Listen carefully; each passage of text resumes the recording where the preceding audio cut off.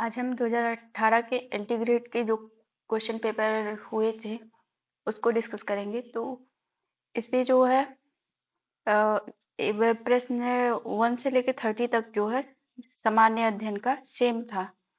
और जो है जैसे अलग अलग सब्जेक्ट के 31 से लेके 150 तक वो अपना जो मेन सब्जेक्ट होता है उसका अलग होता है। ठीक है, तो हम लोग आज देखेंगे सामान्य अध्ययन को। सामान्य अध्ययन जो प्रश्न संख्या 1 से 30 तक का दिया है। तो ये जो है अलग अलग जो क्वेश्चन पेपर होता है, जैसे कंप्यूटर का हो गया, हिंदी का हो गया, या सिविक्स का हो गया, इंग्लिश का हो गया, maths, agriculture, social science, science, economics, इन सब में जो है 130 क्वेश्चन जो है सबका सेम रहता है। मतलब सामान्य जीएस जो है सबका सेम रहता है। और फिर 31 से लेके जो क्वेश्चन 150 तक होते हैं वो अपने अपने सब्जेक्ट के होते हैं। ठीक है, तो आज हम उसको डिस्कस करेंगे। तो ये देखिए हम लेके आए हैं, ये 29 जो है जुलाई को हुआ था 2018 में। तो ये गणित का, और आगे देखिए गणित और कंप्यूटर, इन सब में मतलब सेम ही हुआ था। ठीक है, तो फिर हम अब अपना क्वेश्चन स्टार्ट करते हैं। तो सामान्य अध्ययन का देखेंगे, जनरल साइंस का। ये पार्ट 1 करके दिया हुआ है, मतलब कंपलसरी है, इसको तो करना ही करना है। ठीक, तो पहला क्वेश्चन दिया है कि निम्नलिखित में से किस रोग का प्रतिजैविक द्वारा निदान नहीं किया जा सकता। मतलब कौन सा ऐसा रोग है जिसका निदान एंटीबायोटिक्स नहीं करता है। तो क्या वो क्षय रोग है, टिटनेस है, खसरा है, या हैजा है। तो इसमें देखते हैं। तो सारे रोग जो है, देखिए ये जो क्षय रोग है, टिटनेस है और हैजा है, ये सब बैक्टीरिया के द्वारा होते हैं। तो इसका जो है मतलब एंटीबायोटिक्स जो है इसका उपचार है। लेकिन ये जो खसरा है, मीजल्स जो है, ये वायरस जनित रोग है। तो इसका राइट आंसर ऑप्शन सी है। ठीक है, अब आते हैं अगले क्वेश्चन पे। अच्छा, इसको देखते हैं। तो ये क्षय रोग किसको कहते हैं, तो ये टीबी को कहते हैं, ट्यूबरक्यूलोसिस। ठीक है, और जो है आगे देखते हैं। और ये हैजा हैजा कॉलरा को कहते हैं। तो इसका जीवाणु है विब्रियो कॉलेरी। तो इस तरीके से आप लोग मतलब थोड़ा बहुत बैक्टीरिया के नाम मतलब याद रख सकते हैं। जैसे टिटनेस का हो गया कोलेस्ट्रीडियम टिटैनी। ठीक है, तो इसका राइट आंसर ऑप्शन सी हो जाएगा। मीजल्स जो है ये प्रतिजैविक मतलब इसका निदान नहीं है। अब आते हैं अगले क्वेश्चन पे। तो हमारा दूसरा क्वेश्चन है कि निम्नलिखित युग्म में से कौन सा सही सुमेलित नहीं है। ठीक, तो पहला दिया है कि कंप्यूटर का चार्ल्स बेबेज है, रेडियो का कार्ल वेंज है, या बैरोमीटर का ई टॉरिसेली है, या डायनमो का माइकल फेराडे है। तो हम जानते हैं कि कंप्यूटर का चार्ल्स बेबेज ये तो करेक्ट आंसर है। और फिर रेडियो का, एक मिनट इसको होल्ड करते हैं। और बैरोमीटर का ए टॉरिसेली, तो ये भी सही है। और ठीक है, और डायनमो का माइकल फेराडे ये भी सही है। लेकिन ये रेडियो का ना जो है ये कॉल वेंज नहीं है। रेडियो का जो है कोई मार्कोनी करके हैं। तो कॉलवेंज किसके हैं, तो कॉलवेंज हैं ऑटोमोबाइल के। तो राइट आंसर हमारा बी हो जाएगा। ठीक है, तो इसमें पूछा कौन करेक्टली मैच नहीं है, तो बी हो जाएगा। ठीक, अब देखते हैं आगे। तो आगे दिया हुआ है कि जो है संचार उपग्रह सदैव क्या करते हैं, अपनी चाल से ही भ्रमण करते रहते हैं, या स्थिर रहते हैं, या भू स्थिर रहते हैं, या अपना पथ एवं चाल बदलते रहते हैं। तो इसका राइट आंसर कौन सा है, तो इसका राइट आंसर जो है ऑप्शन सी है। ठीक है, अब चलते हैं अगले क्वेश्चन पे। अगला क्वेश्चन है कि निम्नलिखित में से किसकी चालकता तापक्रम के साथ बढ़ती है। तो क्या वो कॉपर है, जर्मेनियम है, या चांदी है, या लोहा है? तो इसका राइट आंसर क्या होगा? तो राइट आंसर इसका है जर्मेनियम। ठीक है, तो ये कॉपर और सिल्वर और आयरन जो है, ये सभी धातुएं हैं। जब इनका तापक्रम बढ़ाते हैं तो इनकी जो प्रतिरोधकता है वो बढ़ जाती है। जब प्रतिरोधकता बढ़ती है तो चालकता उसकी कम हो जाती है। और ये जर्मेनियम क्या है? तो ये सेमीकंडक्टर है। जब इसका तापमान बढ़ाएंगे तो इसके इलेक्ट्रॉन मतलब फ्री होके ऊर्जा, इसको इलेक्ट्रॉन मतलब स्वतंत्र रूप से ऊर्जा मिलती रहती है, जिससे इसकी चालकता बढ़ती है। तो राइट आंसर क्या है? ऑप्शन बी है। ठीक है, अब चलते हैं, ये मैथ का है तो ये हम लोग किसी और वीडियो में सॉल्व करेंगे। ठीक, और अब देखते हैं 8th नंबर पे।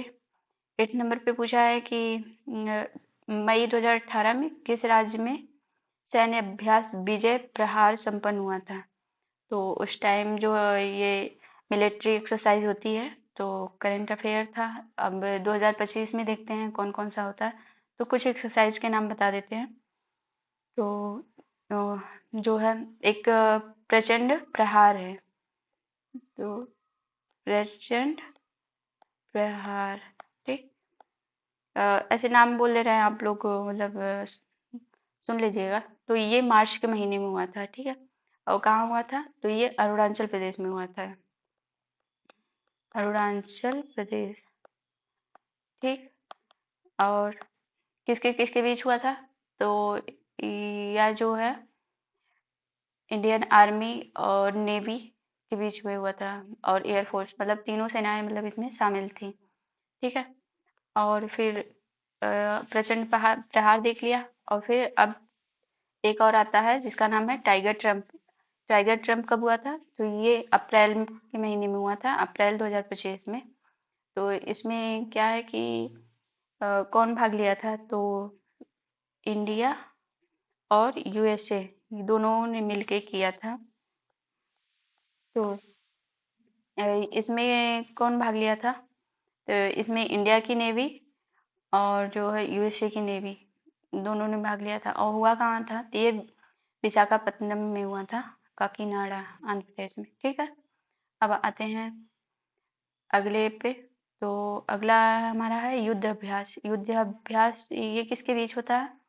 तो ये भी इंडिया और यूएसए के बीच में होता है। ठीक है, और ये सितंबर महीने में होगा। तो कहाँ होगा? तो अलास्का में होगा। ठीक, और यहाँ पे कौन भाग लेगा? इंडियन आर्मी और यूएसए की आर्मी जो है भाग लेगी। ठीक है, ये तो आर्ट का करंट अफेयर के हिसाब से था। ठीक, अब आते हैं अगले क्वेश्चन पे। अगला क्वेश्चन ये रखा है कि 9th नंबर पे है, राष्ट्रमंडल खेल 2018 में बैडमिंटन का महिला एकल खिताब किसने जीता? तो ये भी करंट अफेयर था। 2018 में किसने जीता था? तो उस टाइम साइना नेहवाल ने जीता था। अब इसको देख लेते हैं। तो ये राष्ट्रमंडल खेल जो है हर चौथे साल में, मतलब 4 साल बाद आयोजित किया जाता है। ठीक है, और ये पहली बार कब आयोजित किया गया था? तो 1930 में, और हैमिल्टन कनाडा में मतलब आयोजित किया गया था। और इसमें कितने देश हैं? तो 56 हैं। ठीक, अब जो है ये देखते हैं कि भारत भारत ने इसको कब ज्वाइन किया था? तो ये एक मिनट, भारत ने इसको पहली बार ज्वाइन किया था 1934 में, लंदन में हुआ था। ठीक है, और फिर क्या कभी भारत ने इसको आयोजित किया है? तो 2010 में नई दिल्ली में भारत ने इसको आयोजित किया था, कॉमनवेल्थ को। ठीक है, और फिर 2022 में कहाँ हुआ था? तो बर्मिंघम यूके में हुआ था। ठीक, और 2026 में कहाँ होगा? तो 2026 में, या पहले तो विक्टोरिया ऑस्ट्रेलिया में था, लेकिन इकोनॉमिक कुछ क्राइसिस रही होंगी तो उसने मेजबानी नहीं की है। तो अभी तक जो है ये ग्लासगो स्कॉटलैंड में मतलब प्रस्तावित किया गया है। ठीक, तो अब देखते हैं अगला क्वेश्चन। अगला क्वेश्चन 10th नंबर पे बोला है कि जो है विश्व प्रेस स्वतंत्रता सूचकांक 2018 में भारत का क्या स्थान है? तो उस टाइम का तो खैर छोड़ देते हैं। अब 2025 के हिसाब से देखते हैं 2025 में कौन सा स्थान है, तो 151 है, ठीक है। और 2024 में क्या था, तो 2024 में 159 था, ठीक। तो ये आप लोग याद रख सकते हैं। अब चलते हैं हम अगले क्वेश्चन पे। अगला क्वेश्चन है कि दे रहा है कि निम्नलिखित में से किस ग्रंथ में कहा गया है कि जो संस्कृत भाषा शुद्ध नहीं बोल सकते उन्हें मलेच्छ कहा जाता है। तो इसको देखते हैं, क्या वो श्वेताश्वर उपनिषद है, गोपथ ब्राह्मण है, या बृहदारण्यक उपनिषद है, या शतपथ ब्राह्मण है। तो इसका राइट आंसर जो है ऑप्शन डी है, शतपथ ब्राह्मण। तो ये किसका ब्राह्मण ग्रंथ है, तो ये यजुर्वेद का है, ठीक है। किसका है, यजुर्वेद का, ठीक। अब इसमें दिया गया है कि जो लोग जो है शुद्ध संस्कृत मतलब वैदिक भाषा बोली जाती थी उस टाइम, बोलने में सक्षम नहीं होते हैं, उन्हें मलेच्छ कहा जाता है। और मलेच्छ का अर्थ क्या होता है, तो वही है कि अस्पष्ट भाषा बोलने वाले, अर्थात वैदिक संस्कृत से अलग अन्य भाषा बोलने वाले लोग, ठीक है। अब ये श्वेताश्वर उपनिषद, तो इसमें क्या होता है, इसमें ईश्वर, आत्मा और भक्ति, ये सब मतलब दार्शनिक विवेचन किया गया है इस वाले में, ठीक है। और गोपथ ब्राह्मण, तो ये अथर्ववेद का ब्राह्मण ग्रंथ है। किसका है, तो अथर्ववेद का, ठीक है, अथर्ववेद का है। तो इसमें संस्कृत भाषा मतलब ज्यादा शुद्ध नहीं है, ठीक है। अब आते हैं बृहद बृहद अर्डयक उपनिषद। तो यह उपनिषद जो है आत्मा और ब्रह्मा के ज्ञान पर केंद्रित है। किस पे है, आत्मा और ब्रह्म ज्ञान पे, ठीक है। देखिए थोड़ी सी राइटिंग इशू है, ठीक। तो अब हम चलते हैं अपने अगले क्वेश्चन पे। अगला क्वेश्चन में दे रखा है कि, एक मिनट,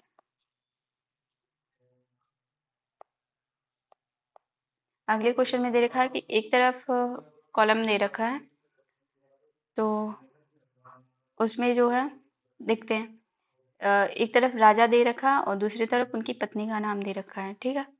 तो राजा में है चंद्रगुप्त प्रथम, समुद्रगुप्त, चंद्रगुप्त द्वितीय या कुमारगुप्त प्रथम। और पत्नी है, पहला है दत्ता देवी, फिर दूसरे कुबेर नागा, तीसरा कुमार देवी, चौथा है अनंत देवी। तो हम देखते हैं इसमें देखिए समुद्रगुप्त, अगर समुद्रगुप्त का आपको पता है तो हम राइट आंसर तक पहुंच सकते हैं, ठीक है। तो समुद्रगुप्त की पत्नी का क्या नाम था, एक मिनट, इसको ऐसे करते हैं, समुद्रगुप्त की पत्नी का नाम दत्ता देवी था, ठीक है। अगर तो देखते हैं बी का 1, इसमें नहीं है, इसमें भी नहीं है, ठीक है, इसमें भी नहीं है। देखिए एक ही का अगर हमें आंसर पता है तो हम सही आंसर तक पहुंच सकते हैं, ठीक है, सी। तो एक मिनट इसको देखते हैं, देखिए। और जो है चंद्रगुप्त का, तो कुमार देवी, इनका भी कई बार नाम आता है। तो ए का 3, तो देखिए इसमें दिया, और सी का 2, और कुमार गुप्त का अनंत देवी। देखिए आप लोग से इन सब का नाम पूछा है, आप लोग को पता रहे या ना रहे इससे नहीं कोई फर्क पड़ता है, लेकिन इसमें सबसे प्रतापी राजा कौन था, तो समुद्रगुप्त। मतलब सभी थे लेकिन सबसे ज्यादा अगर किसी का वर्चस्व रहा है तो वो है समुद्रगुप्त का, ठीक है। अब ये समुद्रगुप्त के बारे में ही जानने की कोशिश किया है कि क्या आपको समुद्रगुप्त की पत्नी का नाम पता है। अगर पता है तो देखिए एक ही से हमारा राइट आंसर निकल गया है, ठीक है।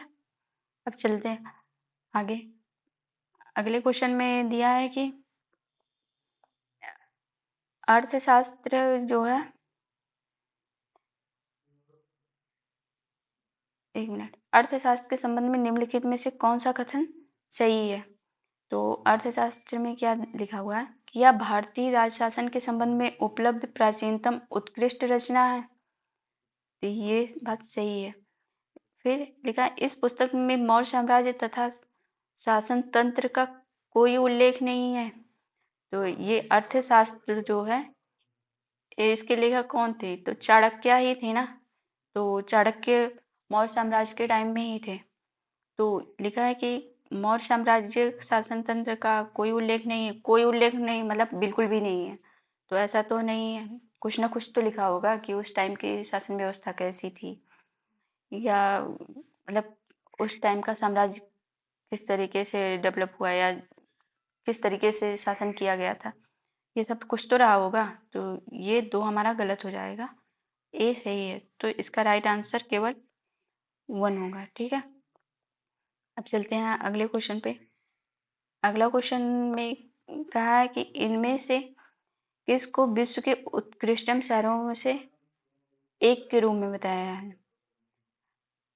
मतलब ये 4 लोग आए थे भारत में, तो किसने दिल्ली को सबसे उत्कृष्ट बताया है?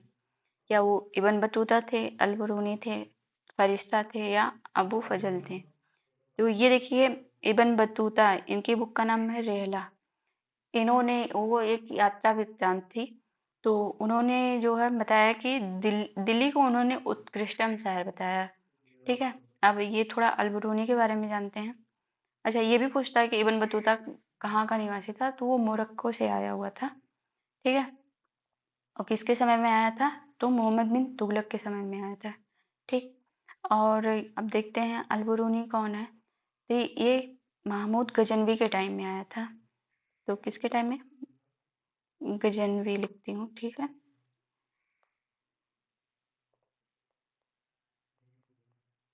गजनवी, तो इसके टाइम में आया था, और इसने मतलब कोई ऐसा उल्लेख नहीं किया था। और फरिश्ता कौन था?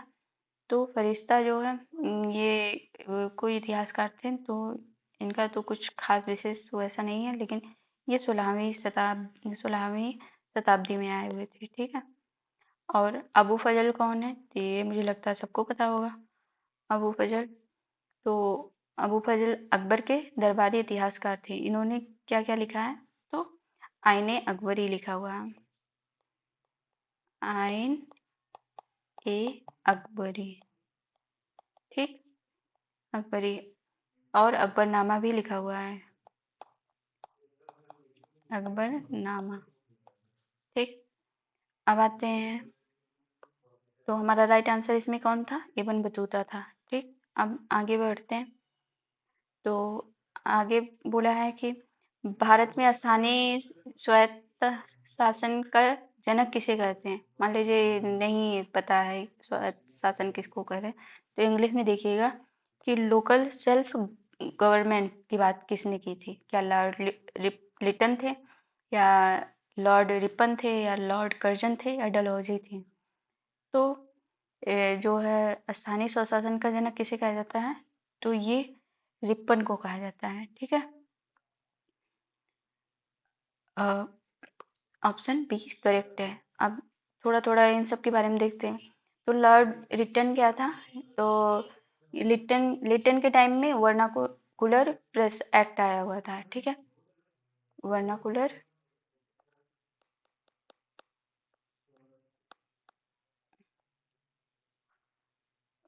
क्यूलर है ये, मतलब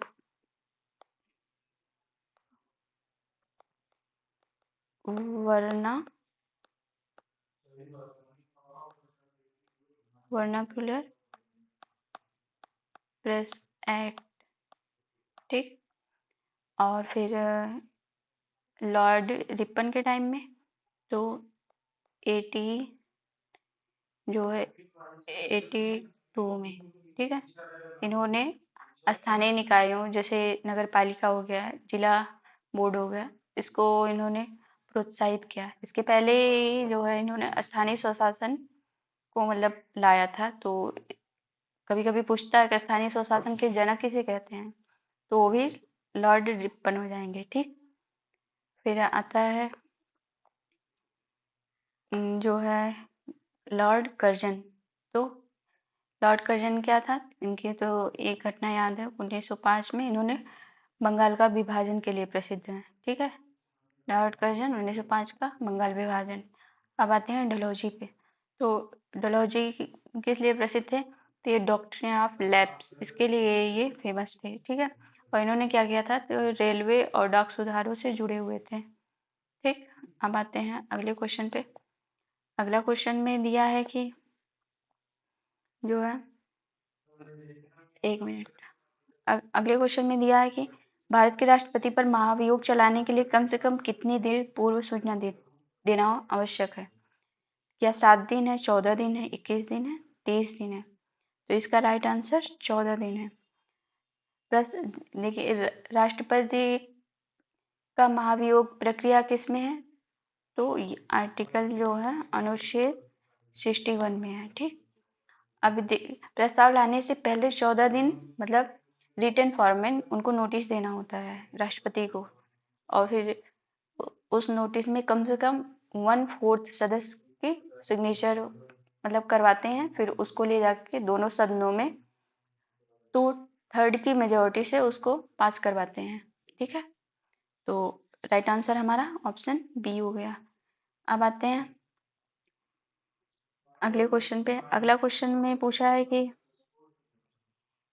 भारत में किसी राज्य के राज्यपाल को पद और गोपनीयता की शपथ कौन दिलवाता है। क्या वह भारत का राष्ट्रपति, या भारत का उपराष्ट्रपति, या राज्य के उच्च न्यायालय का मुख्य न्यायाधीश, या राज्य की विधानसभा का अध्यक्ष।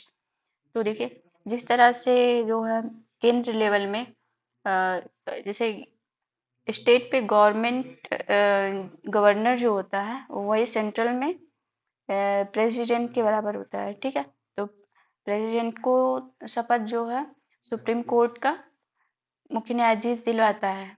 ठीक है, और फिर यहाँ पे स्टेट में क्या होता है, गवर्नर को हाई कोर्ट का जो है मुख्य न्यायाधीश दिलवाता है। तो इसका राइट आंसर ऑप्शन सी हो जाएगा, राज्य के उच्च न्यायालय का मुख्य न्यायाधीश। ठीक, अब यदि मान लीजिए किसी कारणवश मुख्य न्यायाधीश नहीं है हाई कोर्ट का, तो उस न्यायालय में जो वरिष्ठतम न्यायाधीश होगा वो दिलवाता है। तो हमारा राइट आंसर ऑप्शन सी हो गया है। ठीक, अब आते हैं 18th नंबर पे। तो 18th नंबर पे क्या बोला है कि हमारे संविधान में किस भाग में पंचायती राज के तीन सोपानों की व्यवस्था का विवेचन किया गया है। तो ये किस में है, तो ये भाग 9 में है, पंचायत राज। ठीक है, तो ये जो है इसको 73rd अमेंडमेंट एक्ट 1992 द्वारा संविधान में जोड़ा गया था। ठीक, तो इसमें 3 स्तरीय पंचायत प्रणाली की बात की गई है, एक ग्राम पंचायत, दूसरा है ब्लॉक लेवल पे, और तीसरा है डिस्ट्रिक्ट लेवल पे। ठीक है, अब आते हैं 10th वाला देखते हैं। तो इसमें अनुसूचित अनुसूचित जो जनजाति क्षेत्र है उससे संबंधित है। और 11th वाले में क्या है, 11th वाले में केंद्र और राज्यों के बीच विधायी संबंध कैसे होंगे ये बताया गया। और ये 12th वाले में वित्त संपत्ति अनुबंध और वाद इसको बताया गया है। ठीक है, अब आते हैं अगले क्वेश्चन पे। अगला क्वेश्चन 19th नंबर पे है। तो इसमें बोला है कि निम्नलिखित में से किस राज्य में तेल शोधनशाला नहीं है, रिफाइनरी नहीं है। ठीक है, तो गुजरात, केरल, छत्तीसगढ़ या पश्चिम बंगाल। तो गुजरात में तो है, केरल में भी है, और पश्चिम बंगाल में भी है।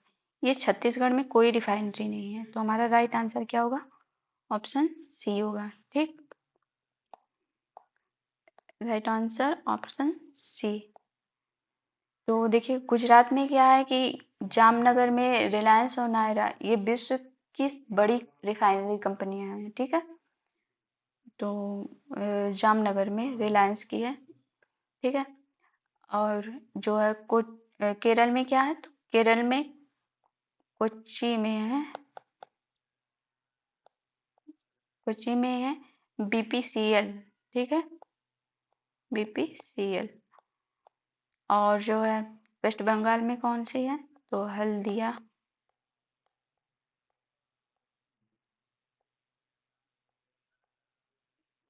हल्दिया में IOCL, ठीक है। बट छत्तीसगढ़ में कोई रिफाइनरी नहीं है, तो इस तरीके से हमारा राइट आंसर ऑप्शन सी हो गया, ठीक। अब आते हैं अगले क्वेश्चन पे, 20 नंबर पे क्वेश्चन पे है। तो इसमें पूछा है कि जो है निम्नलिखित में से कौन सी नदी ऑस्ट्रेलिया में नहीं बहती है, ठीक। तो ऑस्ट्रेलिया में क्या हंटर रिवर, या फिलंडर्स रिवर, या ऑरेंज रिवर, या गिलबर्ट रिवर। इसका राइट आंसर ऑप्शन सी है, ऑरेंज रिवर। ऑरेंज रिवर कहाँ बहती है, तो ये साउथ अफ्रीका में बहती है, ठीक है। और हंटर, फिलंडर्स और गिलबर्ट, ये सब ऑस्ट्रेलिया में बहती हैं, ठीक। अब आते हैं अगले क्वेश्चन पे। लिखा हुआ है 21 में, निम्नलिखित में से किस राज्य में 2011 की जनगणना में जनसंख्या का ह्रास अभिलिखित हुआ, मतलब कहाँ की जनसंख्या में गिरावट दर्ज की गई है, या केरल में, सिक्किम में, नागालैंड में, या मणिपुर में। तो राइट आंसर हमारा ऑप्शन सी है, ठीक। जो है यहाँ देखते हैं 2001 से 2011 के बीच जो है यहाँ की ग्रोथ रेट क्या रही है, -0.58%, ठीक है। तो यहाँ पे जो है गिरावट दर्ज हुई है, तो इसका क्या कारण रहा होगा, तो ज़्यादातर माइग्रेशन था, और कुछ जनगणना संबंधी कुछ रही होगी, जनगणना संबंधी। तो राइट आंसर हमारा ऑप्शन सी है, ठीक। अब आगे बढ़ते हैं। आगे है कि दिया हुआ है माल्थस के अनुसार निम्नलिखित में से कौन सा जनसंख्या नियंत्रण में सर्वाधिक प्रभावी है, ठीक है। तो माल्थस की थ्योरी जनसंख्या पे जो है, तो क्या पहला युद्ध है, दूसरा आपदा, और तीसरा जन्म नियंत्रण, या चौथा सामाजिक बुराइयां। तो इसका राइट आंसर ऑप्शन सी है। जैसे माल्थस ने मतलब दो थ्योरी दी थी, एक पॉजिटिव चेक और दूसरा प्रिवेंटिव चेक। अब पॉजिटिव चेक में इन्होंने देखा था युद्ध और आपदा, ये सकारात्मक रूप से ले जाते थे, ये भी जनसंख्या नियंत्रण के, जैसे कहीं पे युद्ध हो गया या कोई डिजास्टर आ गया, तो ये मानते थे कि मतलब बुरी बात नहीं है, इससे जनसंख्या कंट्रोल हो जाएगी। लेकिन ये प्रिवेंटिव चेक्स जो है, ये मतलब उम, ये काफ़ी इफ़ेक्टिव मानते हैं, जैसे लेट मैरिज करना या सेलिब्रेसी, ये सीधे जन्म दर को ही सीमित कर देती हैं। इन दोनों में तो पहले जन्म होता है, फिर उसके बाद डेथ होती है, तब जाके जनसंख्या कंट्रोल होती है, लेकिन ये शुरू से ही, तो राइट आंसर हमारा सी है। अब आते हैं जो है 23 पे, निम्नलिखित में से कौन सा जियोम नहीं है, ठीक। तो क्या रेगिस्तान है, घास का स्थल है, पारिस्थितिकी तंत्र है, या टुंड्रा है। तो इसका राइट आंसर ऑप्शन सी है। पारिस्थितिकी तंत्र में जैसे हम किसी चीज का अध्ययन करते हैं, जैसे इसमें बायोटिक्स आ जाते हैं, अबायोटिक, तो ये हमारा राइट आंसर है, ये कोई जियोम नहीं है। बाकी रेगिस्तान, घास का स्थल, टुंड्रा, ये सब मतलब जियोम में आते हैं, ठीक। अब आते हैं 24 पे। इसमें दिया है कि दुधवा नेशनल पार्क निम्नलिखित में से किस राज्य में स्थित है, क्या असम में है, उत्तराखंड में, राजस्थान में, या उत्तर प्रदेश में। तो राइट आंसर हमारा ऑप्शन डी हो जाएगा, उत्तर प्रदेश में, ठीक है। तो ये कहाँ पड़ता है, तो ये खीरी लखीमपुर एक जिला है, वहाँ पे पड़ता हुआ है, ये उत्तर प्रदेश में स्थित है, या तराई क्षेत्र में स्थित है, ठीक है। और ये नेपाल की सीमा भी इस जिले से लगती है। अब आते हैं अगला क्वेश्चन पे। अगला क्वेश्चन में दिया है कि राष्ट्रीय परिवार स्वास्थ्य सर्वेक्षण के चतुर्थ चक्र में, चतुर्थ चक्र के अनुसार वर्तमान में TFR मतलब टोटल फर्टिलिटी रेट जो है कितना था, बच्चे प्रति महिला। तो इसका क्या था, तो उस टाइम में तो मतलब करंट अफेयर रहा होगा, लेकिन हमें तो इस टाइम का देखना है कि 2019 से, एक मिनट, 2019 से 21 के बीच में देखते हैं, तो यह घटकर 2.0 हो गई है। ठीक है, और अभी अभी जो है ये इतनी ही है। ठीक, मतलब 2 से नीचे है। ठीक, तो राइट आंसर इसमें तो उस टाइम 2.2 रहा होगा, बट अभी हम लोग याद रखते हैं 2.0। ठीक, अब आते हैं अगला क्वेश्चन। अगला क्वेश्चन देखते हैं, तो इसमें दिया हुआ है कि निम्नलिखित जनगणना वर्षों में से किसे भारत में महाविभाजन का वर्ष के रूप में जाना जाता है? Year of great divide. तो किसको, क्या 1911 को, या 1921, या 1951, या 1991? तो इसका राइट आंसर ऑप्शन बी है। ठीक है, इस ईयर को ईयर ऑफ ग्रेट डिवाइड कहा जाता है क्योंकि पहली बार भारत की जनसंख्या वृद्धि दर निगेटिव रही है। ठीक है, तो हमारा राइट आंसर ऑप्शन बी है। अब आते हैं SRI विधि संबंधित है किससे? तो यार SRI के मतलब सिस्टम ऑफ राइस इंटेंसिफिकेशन। ठीक है, तो सिस्टम ऑफ राइट, हमारा 27 नंबर क्वेश्चन SRI विधि संबंधित है, तो यह किससे संबंधित है? तो SRI मतलब सिस्टम ऑफ राइस इंटेंसिफिकेशन, तो ये धान से संबंधित है। ठीक है, पैडी से। राइट आंसर ऑप्शन डी हो जाएगा। ठीक, तो ये किस लिए आया हुआ था? तो इसमें क्या होता है कि ये मेडागास्कर में मतलब विकसित किया गया था, और इसमें क्या होता है कि कम पानी लगता है, कम बीज और अधिक अंतराल पर मतलब पौधारोपण करते हैं और उपज इससे अच्छी होती है। ठीक है, या इसी तकनीक के द्वारा भारत में धान की उत्पादन क्षमता को बढ़ाने के लिए प्रोत्साहित किया जाता है। तो राइट आंसर हमारा डी हुआ। ठीक, अब आते हैं 28 पे। लिखा है कि निम्नलिखित में से कौन सा युग्म सही सुमेलित नहीं है? तो हमें इसको ध्यान देना है। तो इसमें दिया है कि मूंगफली फली छेदक, और चना ये भी फली छेदक है, और धान ये इसका जो है बंका है, और मक्का ये तना छेदक। तो इसका राइट आंसर जो है ऑप्शन ए होगा, मतलब मूंगफली में फली छेदक कीट नहीं होगा। अभी देखते हैं फली छेदक किस में होता है। तो देखिए चना यहाँ पे पहले से ही दे रखा है, चना, और फिर इसके साथ साथ अरहर, कपास, टमाटर, इन सब में जो है ये फली छेदक होता है, और धान में बंका होता है, और मक्का में तना छेदक। तो राइट आंसर हमारा ए हुआ। ठीक, अब आते हैं मक्का, आलू, मूंग की फसल चक्र की सघनता है, तो इसमें क्या होगा? 100% होगा, 200, या 250, या 300? तो इसका राइट आंसर ऑप्शन सी है, 300 होगा। ठीक, अब आते हैं अगले क्वेश्चन पे। अगला क्वेश्चन में क्या दे रखा है कि निम्नलिखित में से कौन सा युग्म सही सुमेलित नहीं है? इसमें ज्यादातर पूछा है कि कौन सा सुमेलित नहीं है। तो मूंगफली कौशल, सरसों वरदान, अलसी चमत्कार, और चना उदय। तो इसका देखिए, किसी चीज का आपको पता हो या ना हो, लेकिन ये कौशल जो है ये बार बार एग्जाम में पूछा हुआ है। अगर यूपीपीसीएस के अदर एग्जाम देखेंगे तो कौशल को पूछा हुआ है, तो ये मूंगफली से संबंधित नहीं है, और सही सुमेलित नहीं पूछा, तो राइट आंसर ऑप्शन ए होगा। बाकी सरसों का वरदान ये सही है, और अलसी, अलसी का चमत्कार ये भी सही है, चना का उदय ये भी सही है। तो ये कौशल किसका है? तो कौशल जो है ये धान की प्रजाति है। ठीक है, किसकी है? धान की। तो हमारा राइट आंसर जो है ऑप्शन ए हो गया। ठीक, ये हम लोगों ने जीएस का कंप्लीट किया। इसके साथ ऐसे ही हम लोग सब्जेक्ट वाइज भी धीरे धीरे कंप्लीट करेंगे।